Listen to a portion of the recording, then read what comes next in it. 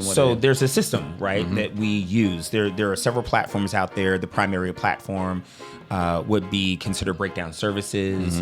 Breakdown services for the actor's purpose is known as Actors Access. Your profile is there. You connect and attach to your agency that you are signed with as representation. We get the opportunities on our end. There are some opportunities actually that go directly to the actor as well. Typically, they're the 5 lines and under, especially on the SAG or the union projects. So back to what I was saying.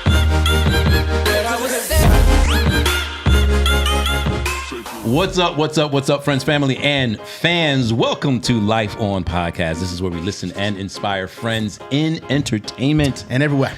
Because life freaking happens to everyone. We are so happy to have Mr. Chris Young in the building. What up, man? I am well. I'm honored to be here. I got to point this out, I've never done a podcast before. Oh, no, this I is your take that first? back. Are you serious? Tay and I have done a podcast before, Yes, and we y'all were did. at another agency at that time. So, Got you. Yeah, we won't talk about that agency. I remember but- that. Yeah. Stop. All right. I do remember that, yeah. Chris is a talent agent, and we're kind of going to get into that because one of the things I want to ask you, which And we'll get into. And he's our friend. Yes. Okay. Yes. Our.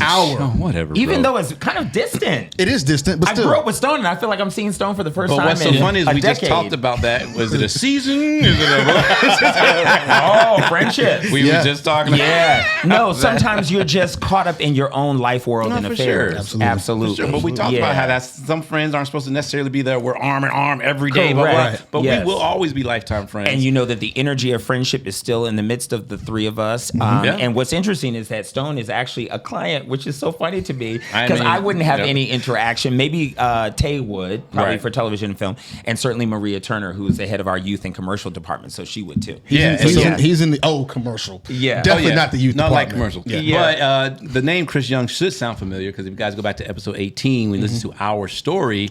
He's wow. one of the people who I said I will forever for the rest of my life say thank you to, one of the 5 people that I listed. So go back to episode wow. 18 and you'll get the story about Chris Young and why he's so instrumental in my life. Look, I'm on my way to 18 in a minute too. On the way home, I'm gonna listen. Oh yeah. Oh for Okay. sure. Oh no, I be giving you your flowers all the time. Straight up. Wow. Yeah. Okay. All right. So look, we're gonna get that stuff out of the way. I know there's something else y'all. I know. Well, yeah, it was something that Jonathan said earlier, and I there wanted it him is. to So, repeat that. Go ahead. Well, our friendship goes back to before my son could talk. Yes. So you remember my little human, and you told me that my wife got upset with you because you called him little human. Is that what it was? No. I was upset because y'all Oh, because were, we were as a family that's what it unit, was. you were calling that's him what it was. a human or something like so that. So that thing evolved because my wife and I never wanted kids. So because Wow. of that, I kind of vaguely remember Yeah, this. make Yeah, sure, I make had sure to- Micah doesn't see this. well, you know, the episode. biological clock thing is how I found out it was real because hers started ticking and I was like, oh, pressure. So I'm like, well, I want you. You want a baby, so I guess we're having a baby.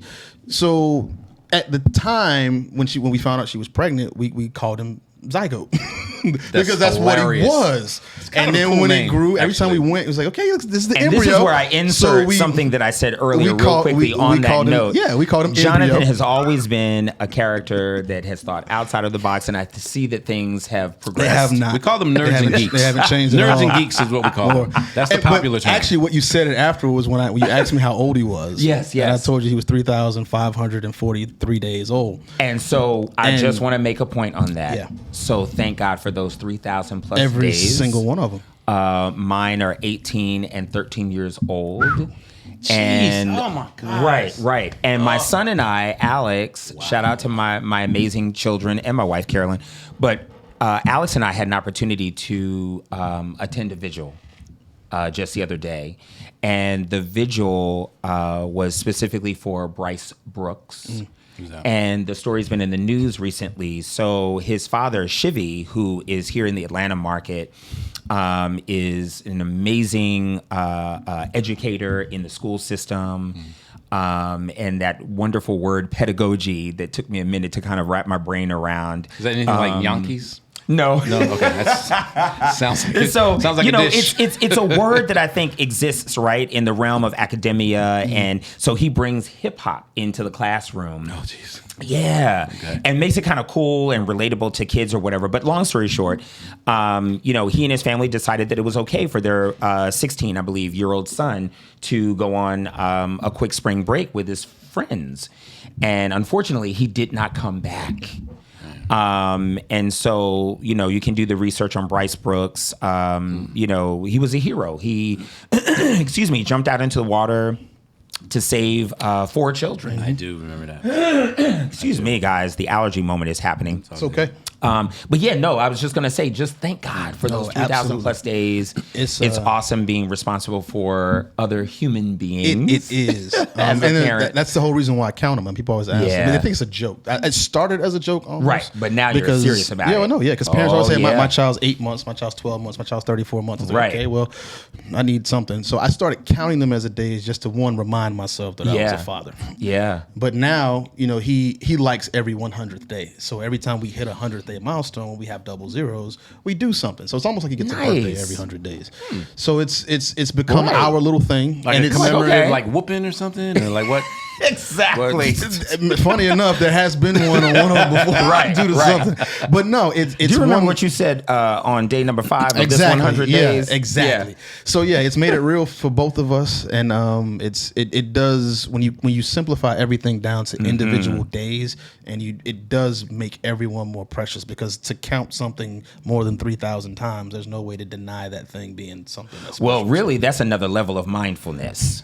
That too. That's a whole That too. level of mindfulness, because you have to be present if you are counting the days. And that's absolutely what it was, because Yeah. when he was born, and you knew us at that time, we were both heavily into our careers. Yeah, she was still for acting sure. a lot. I was still producing everything. I was doing Right. movies, TV, commercials, still doing music a little bit at the time, Yeah. and getting heavier into the live stuff. Yeah. I wasn't home.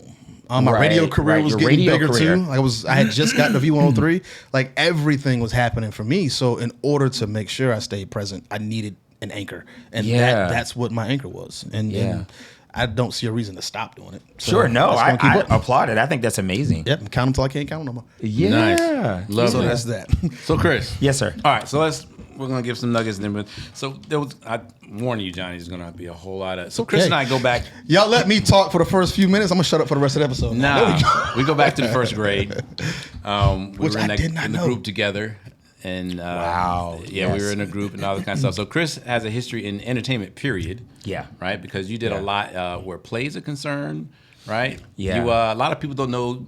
Or they will know now. I know we've mentioned it a few times. You managed John Tay Austin. Yeah. You used to manage I Sean love that Garrett. guy, by the way. Shout out to John Tay. Yeah, John Tay. I haven't talked to him in a while. John Tay was on here once. Yep. That's awesome. Sean Garrett, you managed Yes. Sean Garrett. So An you amazing human being You've as well. had your hands in a lot of people's lives. So Yeah. and then my you didn't manage me, but you're my agent now. I know, right? I just got to start getting some work. But, Right. you know, there's a lot I can do. I think you booked one commercial, right? I did. I booked a Hyundai commercial. Yeah, I did. yeah. Yep, I sure did. Were you at? Were you there at the time? Because I'm making y'all feel like I can't say the name or something. I think no. I just it's that's such an interesting dynamic of the story that we probably don't have enough time to talk about. But and I'll insert this because should they watch it? So we were at the J. Purvis Talent Agency, Right. Okay. And yes, we were there when you booked.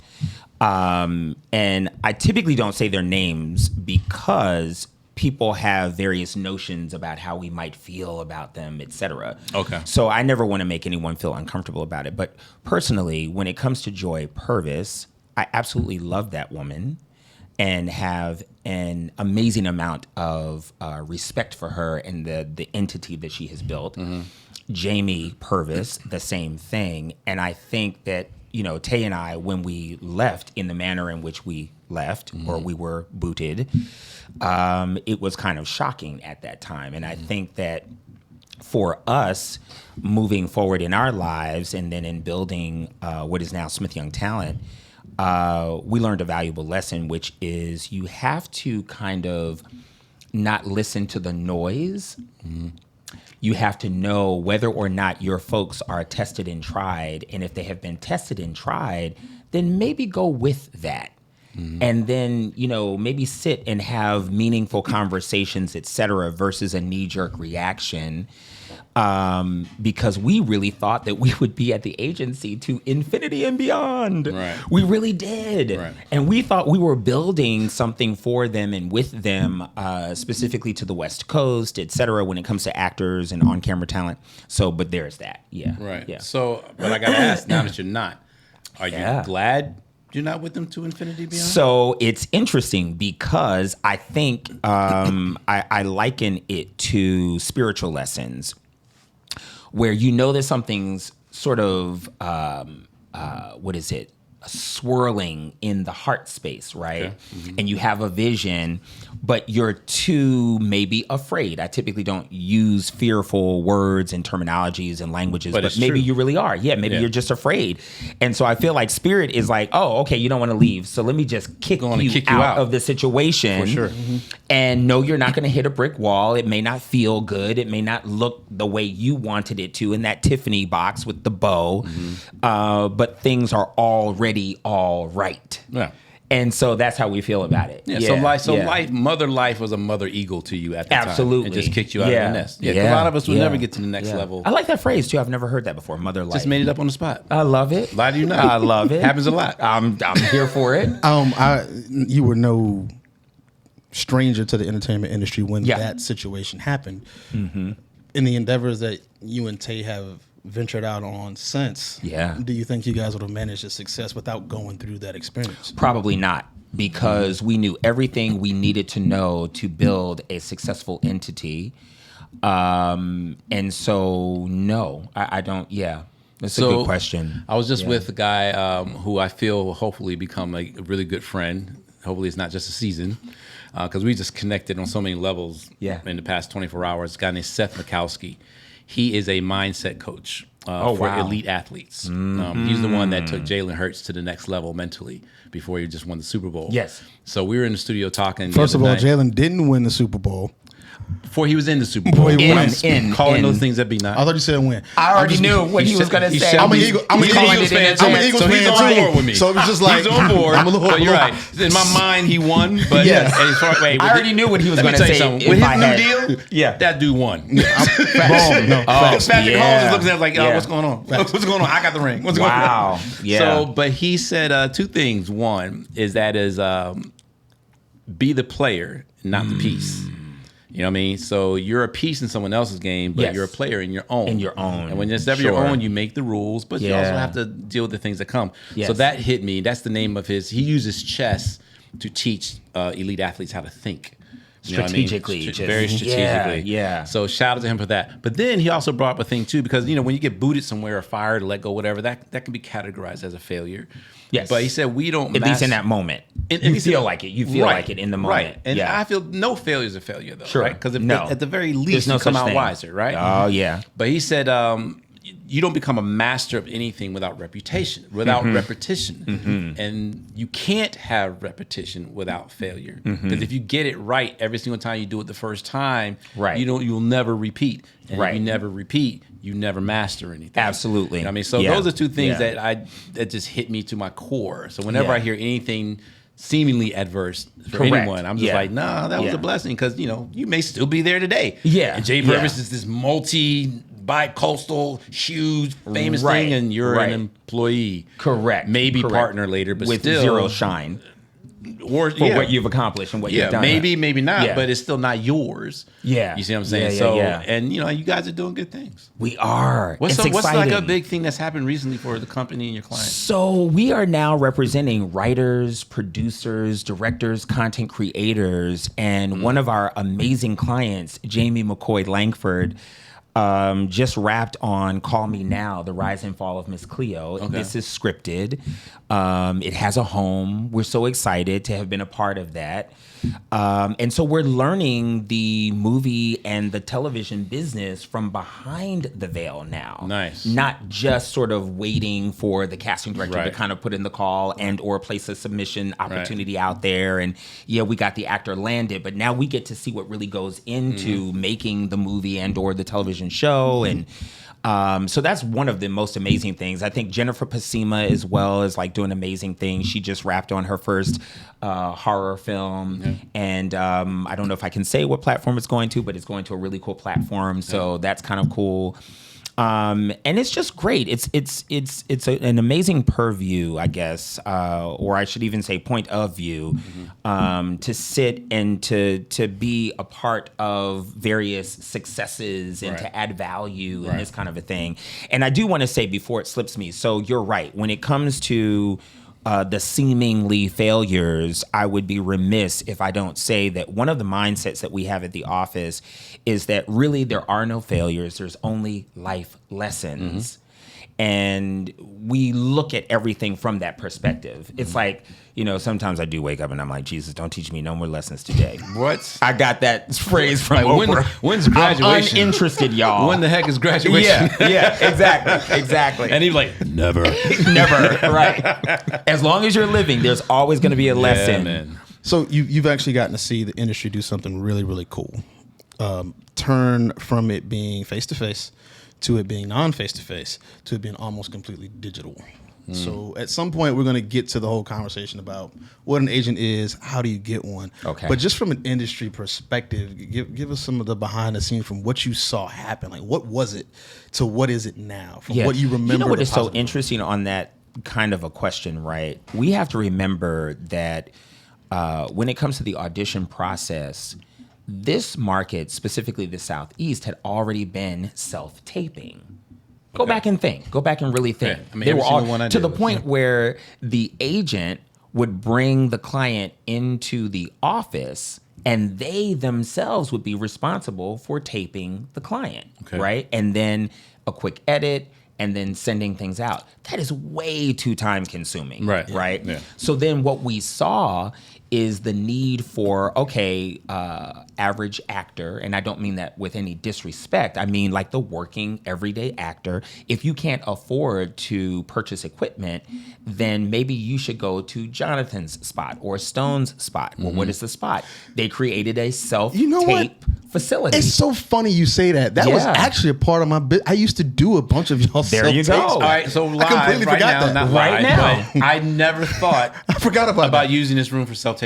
Yeah. Oh my gosh. Until literally this Just very now? moment. And so, every day we're like, how do we purpose this room? So How do we on the purpose- behalf of every actor that needs a centralized location, which is what Icon is, hold on, can I please rally on their behalf as a cheerleader and please make it affordable. Oh yeah, well, Please that's Icon, make it though. affordable. That's Icon. Every person that comes here, whenever we give them the rate, they be like, "That's it." Yeah, because that's we have us. to remember that you may have 5 to 10 people coming in with the same sides, Now I which need is to a portion of a script. Take that soundbite and play it for Right? Tasha.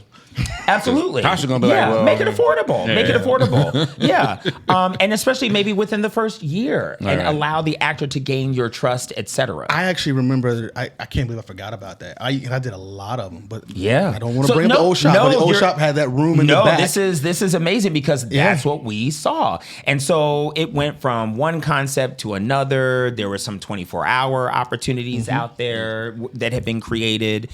And then, of course, it was like, whoa, COVID came, right? So there was nothing.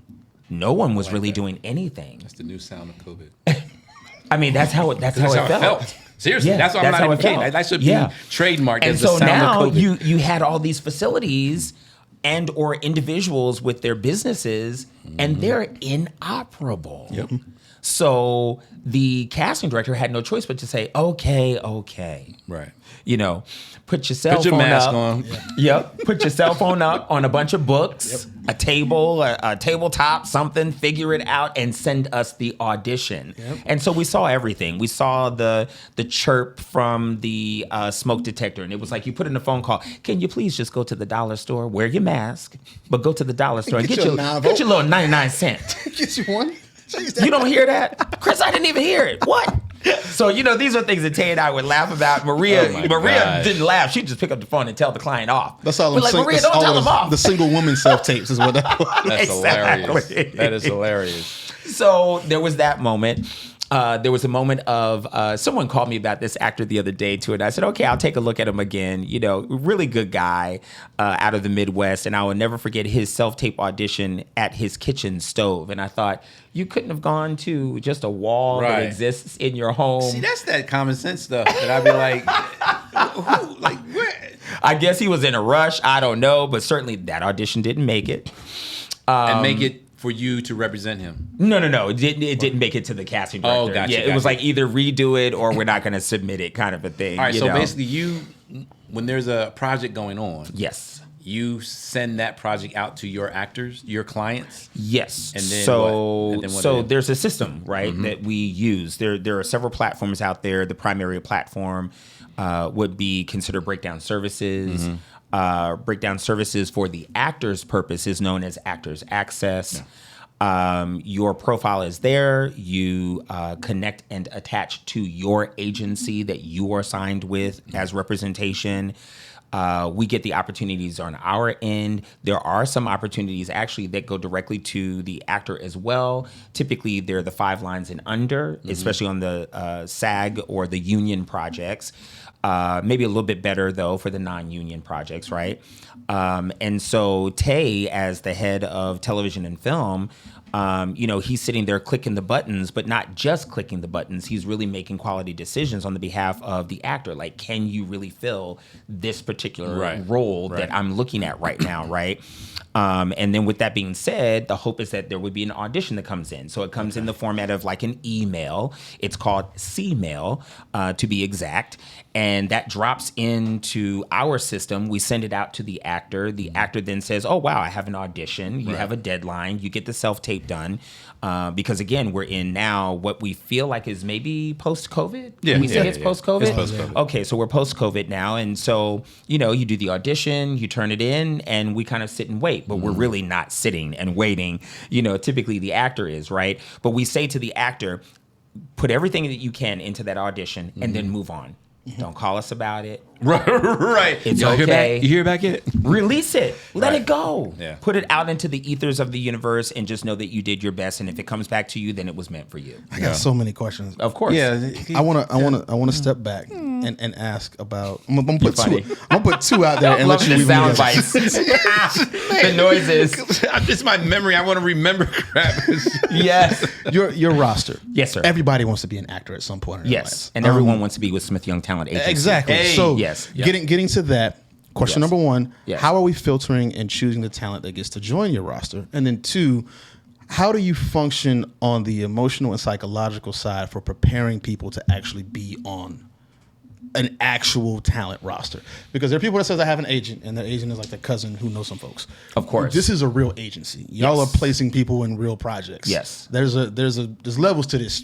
Oh, yeah. There really is. So and there's a different mentality from just. And can we just say that it's a blessing to be at that level, though? Oh, absolutely. We No, never sure. take a day for granted. Absolutely. It's taken some blood, sweat, tears, y'all. And like, I've seen it. This hasn't. Yeah, this has not been an overnight moment.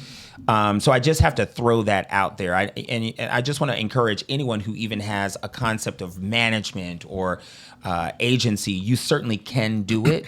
Do your due diligence. Find out really what it does take to make it happen. Yeah. And later break There's down the space difference for between you. management and agent.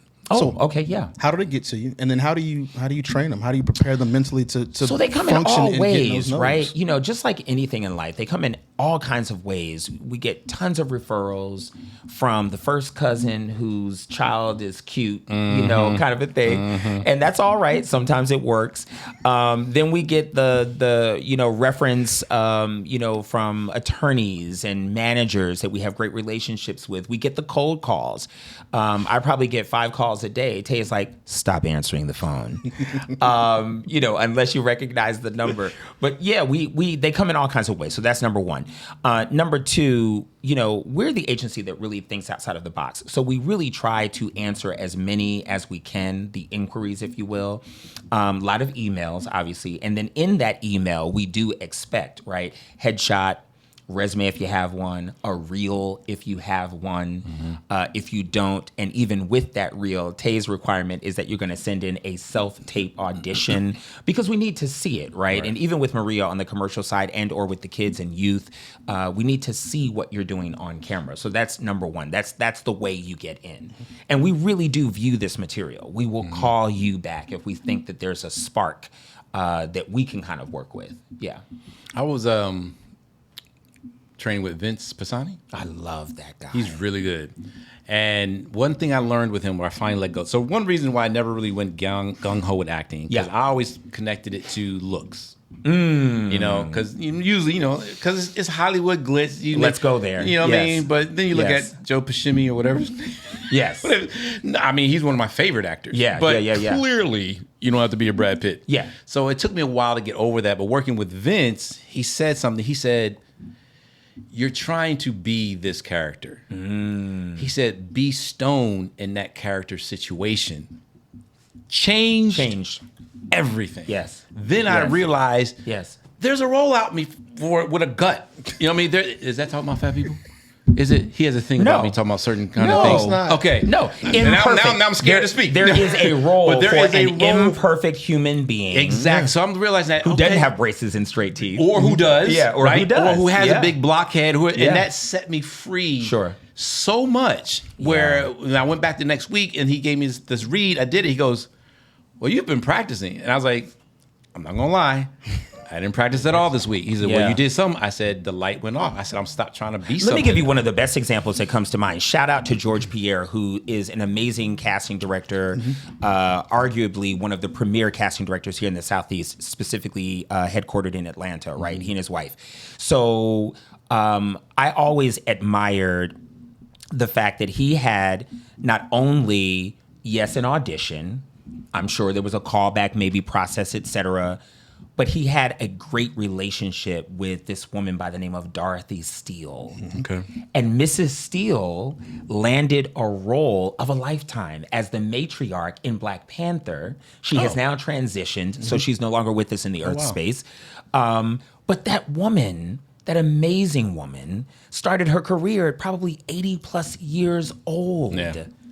So we That's always dope. say to people, and we had been saying to people before then, yes, you can become an actor. Yeah. When is the last time you really paid attention to, I don't know, a television show, a commercial, a film? There's always someone in every single category. Have you not paid attention? Do you think that that's just sort of, what's the word, prosthetics? But I'm no speaking one through puts these themselves braces. in that category. Right. No, you can't, Right. And I think that people think of it as being an impossibility, and certainly it's not. That's what the second part of that question I asked was. Yes, sir. Do both of you remember Barry Shapiro, casting director? Yeah. So Barry used to do a seminar where he would talk about the aspects of exactly what you're saying. You had exotic looks, you had real, and then you had really real. Yeah. And then people fit into all of those different categories. Yeah. That second part of that question, I want to know what the really real is, about though. that. I'm sorry. I know that's a funny moment. It's a nice way of saying something else. Yeah, Right. it is. It is. But he had pictures that went along with it, and it made it really, really clear. Right. Yeah. But that's what I meant by how do you when you get people that get to the roster, how do you help them mentally to accept that So principle? let's go back to that I'm answer being in a hired second. because I look this way, that way. Yeah. Well, does this mean that the reason why Halle Berry, I believe, as the story goes, she had to have yet another in-person audition with Spike Lee all those years ago, is because Spike was not convinced that she was really real in the role of the substance abuser. Oh yeah, the Elijah, addicted or- individual. What was it? No, I think that was. Don't mess up the movie. I know, I'm not. Yeah. But yes. Okay. So I'm because about to he Google didn't it. think she was really real, Right. Yeah, she had to come back and make it real. Shout out to Robbie Reed, casting director, who made that happen. Okay, so let's go back to your question. Well, when you get signed, and Yes. I used to see this when I was still close to it, when my wife was working at the agency with you guys, and Yeah. then I would get the filter through. I would see the emails. What's up, They Gwen? immediately thought that, oh, I'm signed now, so I must be Right. this. But there was always Can you just pause on that? Yeah, just let it breathe. I ain't gonna lie, I felt good when Joy signed me.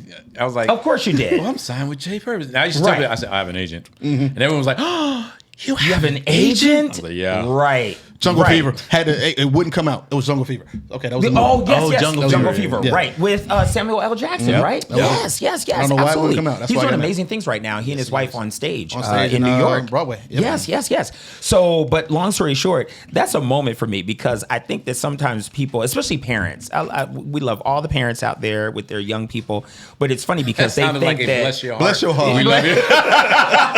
That's what it was. I think it was subconsciously. Bless your heart. There's a woman in my life right now who says that phrase often, Reverend Pat Veal. Hopefully she'll take a look at that. She always says, bless my heart. Oh, that's nice. Taking the bullet. That's nice. That's she altruism. goes within. She goes Altruism. within. So, but long story short, it's interesting when people do get the agent, they do feel like they're going to go from 0 to 100. And that does happen every now and then. It just isn't the norm. No. So, Not yeah. at all. What do you ever had any emotional breakdowns because of it? Like I've seen it happen where you've been signed for 2 years, you haven't booked anything yet, and it's like you need new shots, you need classes, like, and they're like, no, I'm here. Like, what do you? Is that now you're cut? You can't handle this, or do you coach those people? So what's do you have interesting time is- now? Is really what the question is to handhold anymore. So we really don't. Okay. And I always try to say to people very nicely, you know that we're not licensed and certified as counselors, right? Yeah, you know I do not have my degree in psychiatry or psychology. There we go. Right. And you really may not want this smoke because I just do life differently. So I'm going to talk about you and your reflection that you're getting from the mirror, because the way that your life is unfolding is according to you and the way that you are thinking. And I can hear my kids saying, "Oh my God, Dad's getting ready to go there." And I am. You are the thinker that thinks the thoughts that are making the things in your life, your world, and your affairs, and maybe even your physical body. Right? That's Johnny Coleman. Shout out to CUT, Christ Universal Temple, Chicago. Hello. Johnny Coleman's no longer with us, but Derek Wells is. But you know, that's number one, right? We don't have the time. But number two, you just made me think about this phone call that I received several weeks back from a non-client who I just took the time and had a conversation with him. And what I thought was profound in the conversation is that in his mind space, and I get it, he's better than any actor that's on camera right now. Okay. But I don't even think he's booked a web series. So it's like as much as we want to hear that and we want to hear the confidence, not necessarily arrogance, I get it, right? We want to hear it. Just don't give it to me on a full platter of, you know, just no one's greater. No, I don't. It's that moment from the music business. Right. I heard your song. I think it's really cool. Tell me this, and I'm going to use you as an example. Jonathan, who's your favorite artist on the radio right now? Oh, man. Or who's your favorite streaming recording? Well, you know, I don't listen to. Yeah. You know, I only listen to myself. my stuff. I listen to me. You know, because it's all me. Because I'm just that thing. Yeah. It's like, what? But you know what I tell people with that? They always say, like, no, I'm great, or I know I'm excellent at this. I said, no. I said, it's important to think you're great. Yes. But you don't validate your greatness. Right. Let other people do it. Not no let. Right. That's what it is. That's what happens. No, Yeah, that's that's not, true. no, you That's ain't true. allowing them to. No, those are facts. Like you're on, and when it comes to the marketplace, you don't decide if you're great. Can or I not. ask both of y'all a question on that tangent? Is it current artists' fault for that? Because Lil Wayne actually has said that numerous times. He actually had an incident with 21 Savage where he didn't know who 21 Savage was. He's like, I don't listen to anybody else. I listen to myself. So He legitimately didn't. But know at who what was. point in his career was he making And that's what I was going to ask you. After he's been Lil Wayne for 25 years. Yes. So Correct. the question is it okay to know it and keep that bottled up and then exude it later, or do you just not carry that arrogant stigma from the beginning to begin with? That's the thing that Scottie Pippen has a problem with LeBron, because LeBron said he's the greatest basketball player is, and he has a beef with that because he was like, Jordan never felt the need to say that, Right. because we already knew, and he said you kind of knocked yourself down from being the greatest by saying you're the it. greatest. I kind of But that's disagree, only his perspective. because at the end of Yeah. the day, if what your actions prove that, you're the Sure. greatest, right? Yes. But Yes. the difference between confidence and arrogance is so funny, because I just posted this morning. I make them up all the time. Confidence is recognizing what you have and what you can do. Yes. Arrogance is focusing on other people recognizing what you have and what you can do. That's the difference between the two. I feel so that. you never have to tell anyone you're great. Yeah. We'll see it if you're great. Yes. So it's important for you to think it because Yes. you're not going to get there if you don't believe it about yourself. Yeah. But you don't have to tell anyone you're great. Yeah. So people like No, that. I don't think you do. I Yeah. usually excuse. I'd be like, I was like, oh, okay, you're that hot. Okay, cool. But can we just I'll agree? say- I'm not mad at LeBron. LeBron, No, excuse I me, for wasn't saying mad that. at no. Yeah. No. And Yeah. I kind of disagree with Scotty's thing. Sure. I know Scotty's point. Scotty's bitter. But let's just as let lo- that be what it is. Huh? Scotty's just bitter. Let's let that be He might what be, it is. but as long as you're out there backing up your talk, that's why I never had a problem. I mean, as much under my skin as he gets, it's not personal. Never met him, so you can't say it's personal. But as much under my skin as Floyd Mayweather gets, Oh, and wow. Deion Sanders used to get, I couldn't nothing you can do. say a word. A word. Because they backed up every word They said. yes. Nothing you can say. I think you said the Not perfect a thing. thing is that when I was talking about the Wayne thing is at what point in his career did he say it? And I Yes. think it's one of those things. Yeah. that That's it the just- it has to significant stay part. by. Yes, and we represent Reginae Carter. Right. Yeah. Let me ask you this, man. All right, this She's is personal. so super I was cool. going to get to that later on, but you wait. Okay. No, this is something else. This is personal because you don't even know about it. No, I was going to get to the Reginae Carter thing. Oh, Resident Evil. All right, yeah. Go ahead. Don't forget. So I had an audition. Uh-huh. Y'all sent me to it. Okay. All right. Had a read. It was for Gorilla Glue commercial. Okay. So this is a Maria moment. But go ahead. The director remembered me from another read, which Oh, wow. I thought was cool. Very. He was like, "Hey, what's your name, Stone? Yeah, Stone. Yeah, I had you before." And I was like, "Dope." So I'm like, "Wow, okay, he remembers me." Yeah. We go in, and he's pairing us up with people. This dude could not remember his lines to save his life. And of course, it's not because I always heard the whole acting is reacting, right? Couldn't react to nothing because although technically that's not true. I could have reacted to him messing up. But course, yeah. I wasn't that I deep. think I know where this is going to go. But go So, ahead. and the director he was getting flustered. He clearly was getting annoyed. Now, normally these are the most patient people I've ever met Yeah. in my life. Clearly getting annoyed. And at this point where he was saying something, he was looking at both of us. I was like, man, I'm doing my thing. You know what I mean? Yeah. So finally, I think he says, okay, that's good. That's enough. Next, blah, blah, blah. I was like, man, as far as I'm concerned, I'm grouped in that picture. Is there anything I can do No. about that? Or So I would definitely disagree. Is he looking at me weird? Or No. Is he, okay. No, this is what they do, right? They're creative human beings. This is what they do. Same thing with either like a casting director or what we might call like talent acquisitions at a platform or at a studio production entity, etc. He definitely was probably frustrated in the moment with the situation. Upon dismissal, though, he definitely knows the separation. Okay. Yeah. Can we go- this is what they do. Yeah. Right. We got to Yeah, go no. one layer deeper on that too. Because And look at you taking that personally. Yeah. No, just not personally. internalizing it. There goes that actor. Let it go. Well, yeah, I didn't see it. I didn't take it personally as far as being attacked, but like it's like you messing with my money type of person. I'm thinking I it's got like, you, bro, you yeah. messing me up, right? Yeah. But right. Yep. I mean, because I'm the same way. If I get No. two people in a group, you can see who the You star know- is. absolutely. Yeah. So you're right. He knows. what Yeah, he's doing. yeah. The 4 agreements, man. Don't take nothing personal. Absolutely. One of the things that's really, really common in music still, and even in the acting world too, is that the friends of the people in charge get the job first. I saw that more when I was close to the acting stuff. My wife was doing the whole agency You stuff. said the that- friends the of friends of the people in charge. So Okay. like the talent that the directors or the A&Rs or the producers or the executives know. So that's we're their- going down the road of nepotism. This is Exactly. where this is leading to. That's their go-to. Right. How much of that are you still seeing now? 'Cause I know at one point it was really big, where the same people were booking every commercial.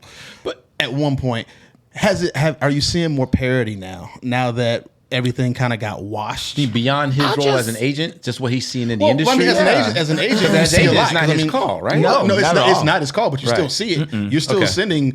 Whenever a casting director sends you an email and says, "Hey, I Right. need this type, this in this category. Send Right. me 25." You're Right. sending them.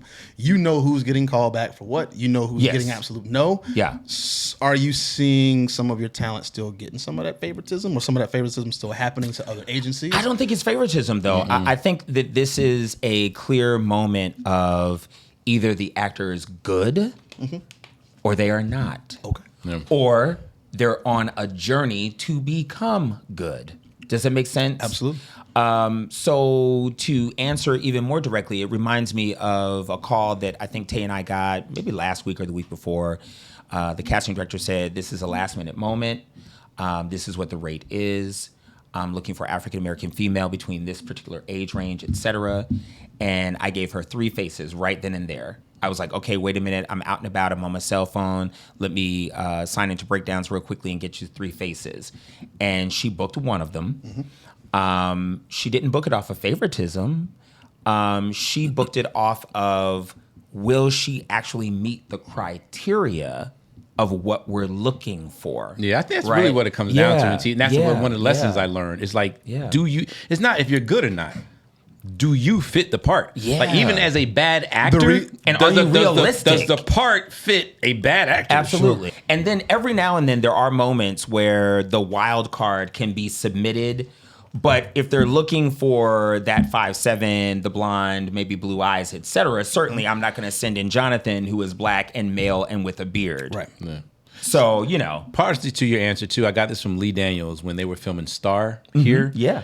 And, you know, Jonte was the music supervisor on that. Yes, sir. So me, him, and Lee Daniels were talking, and they were talking about different producers they wanted to bring on board. And, of course, they were naming same people that you normally go to, right? Yes. And he said, well, I definitely want this, this, and this. He said, and Jonte said, all right, well, I'll reach out to him. He said, cool. Oh, and make sure you get blah, blah, blah. He said, because I know what I'm going to get with these guys.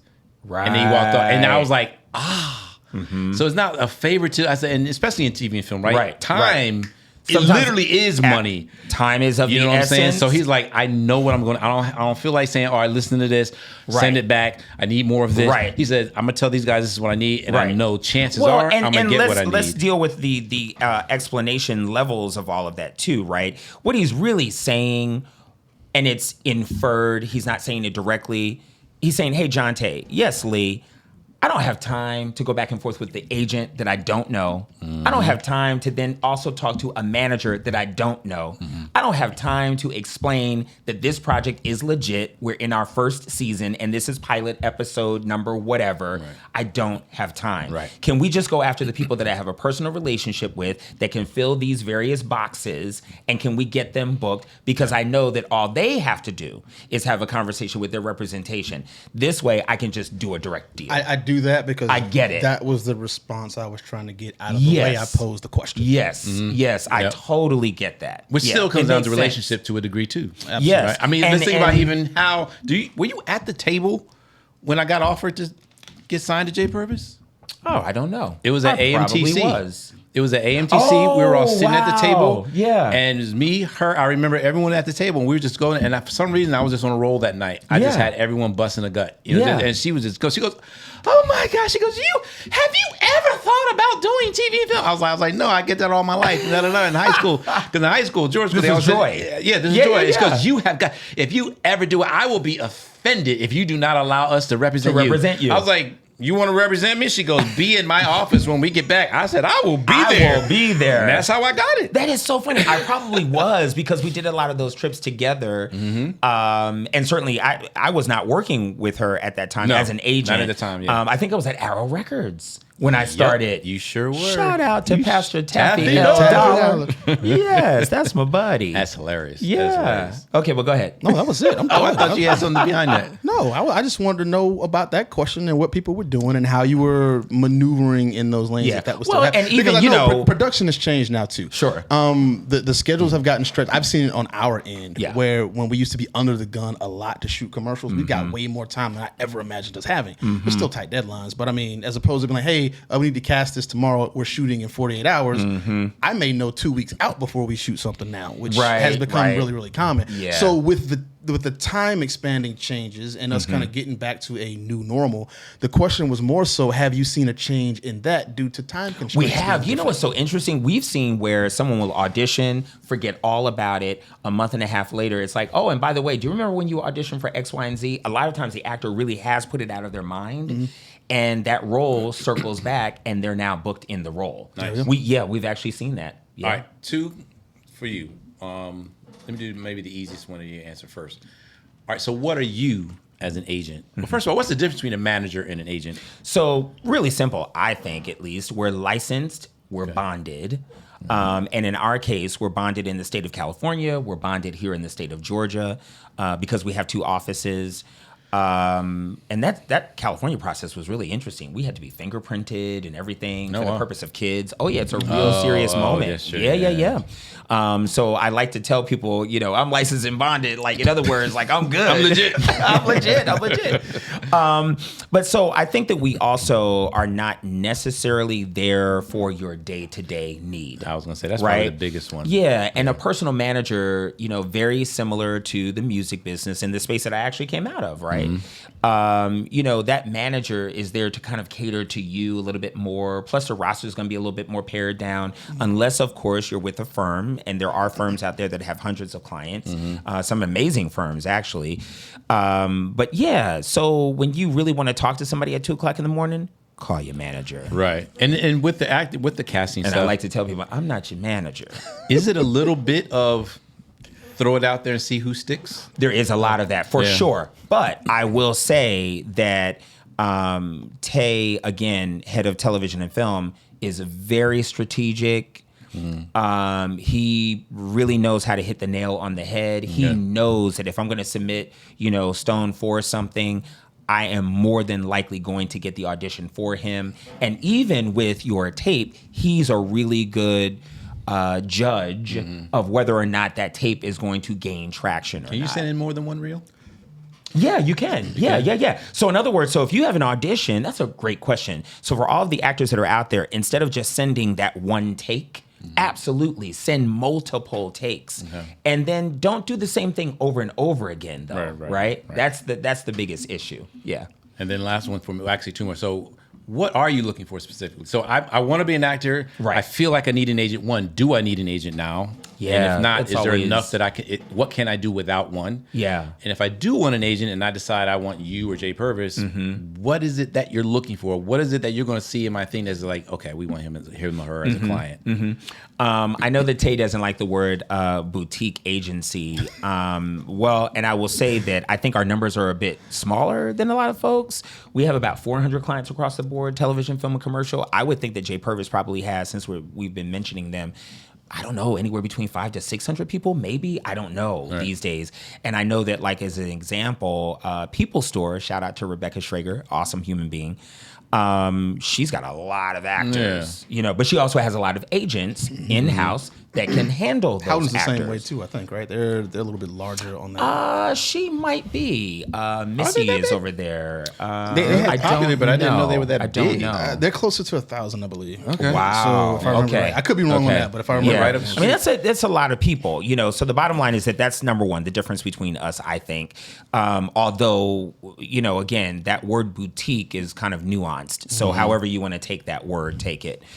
Take that. Is it one of those just niche things? So it can I just had to say it. It was in my head. it makes it feel novel when you say boutique. It just gives it a different kind of vibe. I don't know if but when I hear boutique, I just think small and personal. Yes, that's exactly Yeah. what we are, right? I remember that before, Tay and I were just talking about this recently. So before COVID started, we had an open door Friday. So it was like every Friday, you don't have to have an appointment. You can just kind of like come in. We might be working. We may not be able to stop everything that we're doing, but we want to have meaningful conversation with you, get to know you, et cetera. As a client, you mean? As a client. Oh, okay. Yeah. It's not like I thought you not like just music walk up the Tuesdays when we're street. doing radio. Yeah, We I just was like- bring your music in. No, not no, like that at all. No, and it was great. Like, I hope that we can get back to something similar. You know what I mean? Because it helped us get to really know the client. And I think that when you know the client, you know what you can and cannot book. So touching Right? back, so I want to be a client. So Yeah. I submit something. Yeah. What makes you be like, oh yeah, that's I think the That's the spark one. for us, You know better than to ask X Factor questions. Well, no, I think it's a really good question because, yep, you're right there at the X Factor moment, the the thing, the spark. I know for me, it's always been gut, right? I think back to my music business days, it was always gut. I have to just stick to my gut as to whether or not I think this person's going to work. Not right all of the time, but I think a lot of the times I've been proven to be right in the long run. So they could have sent in a tape like Dude did in front of their stove. Yes. But just something that they did. Something that they did. And whatever. And you know, right, our job, our primary job in a moment like that would just be to educate the client as they come in and say, these are the do's, these are the don'ts. Right. Real easy, you know, and let's make a go of it. I think we're looking for someone, though, who is really committed to the craft.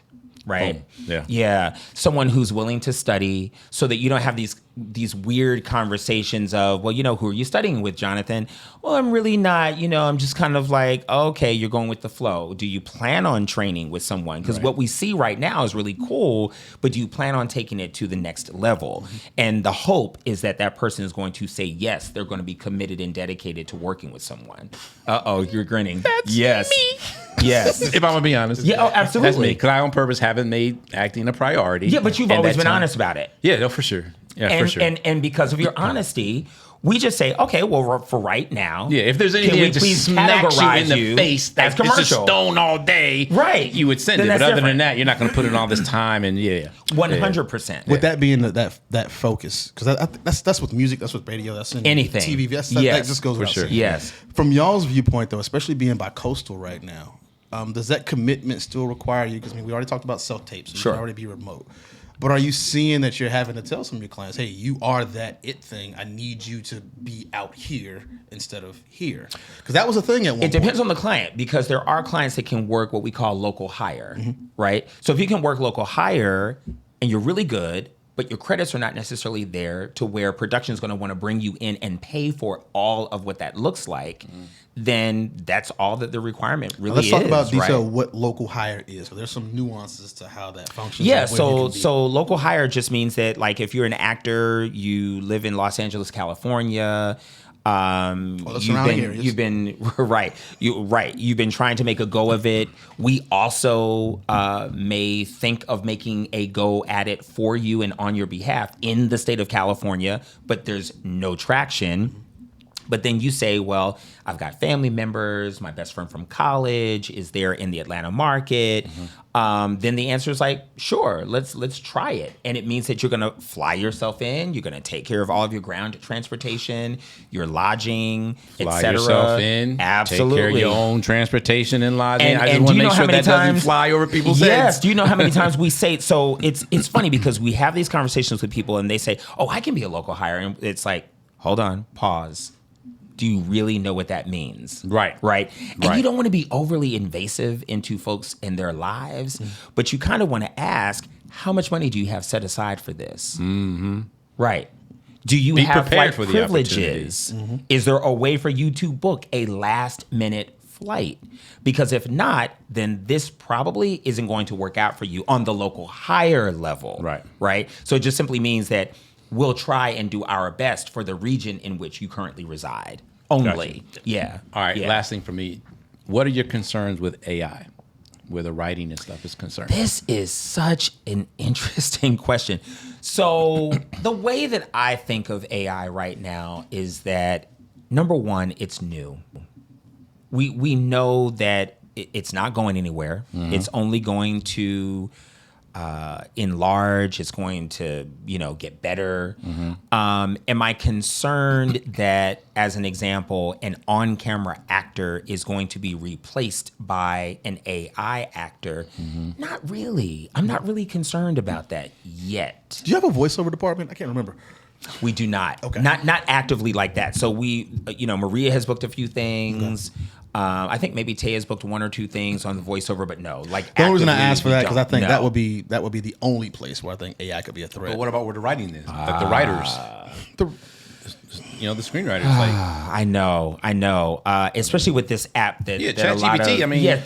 Thank you. So I'll say this: I've got a couple friends who are copywriters. Okay, and they got excited when GPT-4 came out. They said all it's doing is making their life better, easier. And we talk about this, right? When you use it correctly. Yeah. When you use it for inspiration, and you let it write it out, and then you go in, make the edits and the changes. That's one thing. Okay. But you already know somebody's gonna try to have that thing write their whole script, write their whole story. Well, one kid already got kicked out of school for. So I was. Thank you for bringing that up, because I was going to say, in the world of academia, is this the moment of Quillbot, Grammarly, etc.? Here's the difference, right? In TV and film, see, in academia and even in social media and stuff like that, that stuff gets run through AI. Yes, and it recognizes that AI wrote your stuff, so it'll boost you down on SEO, or it'll get you kicked out, or you get an F. Right. But come on now, TV and film, AI wrote your joint. The director or producer gets it, loves the story, and they're like, I don't want to change it. They ain't gonna run that thing. Well, let me see if this was you or if it was AI. Right. Well, no, there are departments that actually have to go check that stuff because of all the lawsuits that happen. So it will get run You through said that. lawsuits? Yeah, I mean, lawsuits get. Like, What would that be like? Maybe Like, QC, what would you say? compliance. Like, what would be a lawsuit? Okay. What? Okay. What's that? Well, no, I mean Quality control. Yeah, quality control. Just to check yeah. the validity of the content, make sure the content isn't plagiarized or forged. Yeah, perhaps. And then it's there was authentic, et cetera. There's a big lawsuit that just what if wrapped you're up doing a from nonfiction, just fantasy thing? Yeah, I mean, that's a good why question. go through all that stuff? Like, the major entities are doing it. Disney's got a whole department on it just because of the lawsuits that come out every year on it.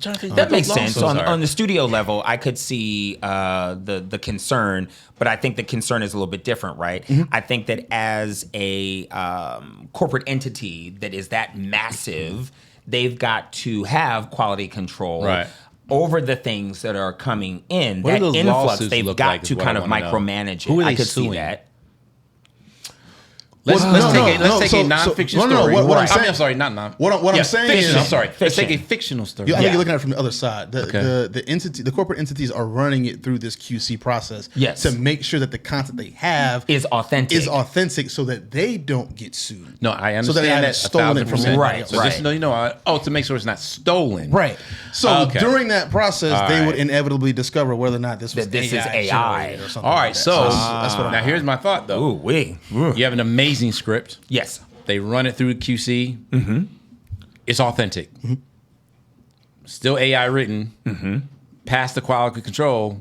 They're not going to give a crap if a human wrote it or not. They're like, this is an amazing script. No. It's probably true. At the end of the day, they want to make money. Right. Yes. And as a writer, that would make me nervous. Yeah. As a writer, I don't it would make think me humans nervous. at the end of the day are ready to replace humans. But maybe they are. You think so? You got a McDonald's, fully automated McDonald's about to come out. Yeah, Look, that's true. don't underestimate two things. But one biggest thing about human is selfishness and money. Those are your number two, your two top priorities. Yeah. If it's going Chris, to make if you haven't caught on to this, he's worried about job security, and he thinks that whatever he's got going on is going away sir, because the I'm robots really are going not. to take it. Stolen Stafford better not be I'm really worried not. about I job absolutely security am not. sitting in this space called Icon No, Studios. I absolutely am not. Terrified. Of which he is the there's owner. nothing AI can do about real estate. There's nothing Oh, AI can. yeah. You know what I mean? I ain't worried about that. Yeah. But to my thing, as long as if you're a big company, it's going to save you money. Honestly, you almost care less about the human factor. That's just how The one it thing I'll is point out, on a I grander think scale. that part of the conversation is an interesting one to have. but Yes. comedians are already using it to write their jokes. They're telling jokes about writing their jokes using ChatGPT. And who are we paying to listen to those jokes? The comedian. Wow. They're going Exactly. to the show. But that's they're what I'm going to the saying. show. So what happens to the writer that didn't So I write think that okay, script? so that was profound what you just said, because that, to my point, I don't know if humans are ready to replace humans. Right. So they're still showing up at a show, but maybe that joke itself, Right. was written by The person that keeps getting lost in my story here is the writer. Right? I You hear love you. it, right? Yeah. So you love it, and I didn't Yeah. write it. Where's there room for me? Where's there room for the writer? You're worrying about there not being space for you with it. He's saying that keep saying humans aren't ready to replace humans, which means that humans aren't going away yet. There's going to be All right. room for the human writer. All right. As he scratches his Yeah, back. no, keep on doing it, and let the next 5 scripts you come in and and it clears QC, and you go and shoot it, and it makes $100 And you million, find and out. you looked at, wow, we didn't have to pay all this money to these writers. Do Right. you really think I'm gonna be like, but you know what? For humanity's sake, let's go on and just make sure we keep the writers involved. It's a good point. I the don't heck know outta the here. answer to that Get yet. out of here. SAG won't let it happen.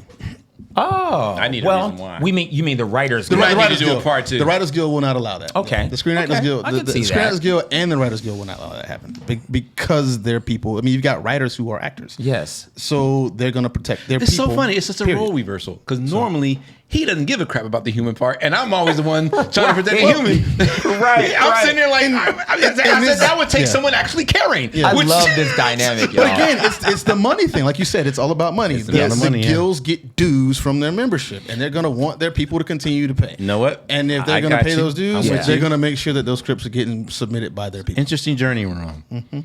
Well, and I would hope that the guilds are passionate about those that they represent. Well, he doesn't That's- know what you that's just said because the- he doesn't drink opium. So, where can people find you, bro? Wait, before you do Oh, that, okay. yes. I heard rumors of another potential strike, and there's already conversations Yes. to quell that. Yep. So that in lies removing the hope, and it shows that they do care, even if it's for self-preservatory purposes. So But this is I am also going new. to avoid that conversation You by have to. saying That's why I said it to him. Yes, by saying that I want to make sure that whatever is said about this pending strike, that it is intelligent and that it is accurate, right? So what I know for sure is that there's potentially something on the table that would place a pause on that so that the writers are in agreement with one another, plus the guild, to the industry, as a whole, et cetera. So that's as much as I know as of right now. That was masterful. I just read something on the way in here. Yeah. So I said it to him directly to exclude you from that part because I didn't want you to have to say something. I didn't expect you to even say that much about it. Even if you placed an obligation on me, I wouldn't feel... He'd be like, no. All right. Where can they find you? The name of your company again and where they can find you. So we're Smith Young Talent Agency, and thank y'all for having me again, too. Absolutely. Amazing. And so I can be found, I guess, at all social media platforms at CEO, like the CEO of a company, at CEO Management, which would be MGMT. So CEO MGMT. Yep. Yeah. And in the words of Chris Young, with persistence and determination. Yes. Long story behind that. Where can they find you? We should have gone there. Because, my son Alex was just accepted to Morehouse. Oh, I would say congratulations, but I think that's good. Yes, he got accepted to Morehouse. He got accepted to Georgia Tech, etc. Oh, wow. And yes. It's tripping me out because he was this big last time I saw him, and now he's going to college. Yes, every college he applied to, he got accepted Congratulations, to. Big Alex. Yes. Congrats, I Alex. blame my wife for it all. I call him Alex with daddy's ears. That's what I call him. Yes. Where can they find you, man? Yo, just Johnny Vaughn, JUSTJONYVAN on all the stuffs. And y'all know what it is. I am StoneStafford.com, and you can find everything Life on Podcast at lifeonpodcast.com. So we're going to do our love shout out today. We're going to do a love shout out today to a podcast called Give Them Lala. And that's with my girl, Lala Kent. She talks about TV and film stuff or whatever. So you guys go check her podcast out. Give her a like, subscribe, and all that kind of stuff, man. And make sure you show her some love from Life on Podcast. We appreciate you guys. 1 million subscribers in 2023. We can't do it without you. Chris Young, thanks, man. Yes, sir. Thanks, appreciate you, brother. So appreciate you. I got to see you. Yeah, Yes, man. I know. It's been too long. And I want to stress that y'all listen to episode 18 seriously, so you understand exactly the history and the bond and the love that goes on here. So please listen to that episode. We appreciate y'all. Thank y'all for letting me be here today. Is all I'm saying. You're most welcome, man. We love y'all. We out. Peace. So back to what I was saying. What I was saying.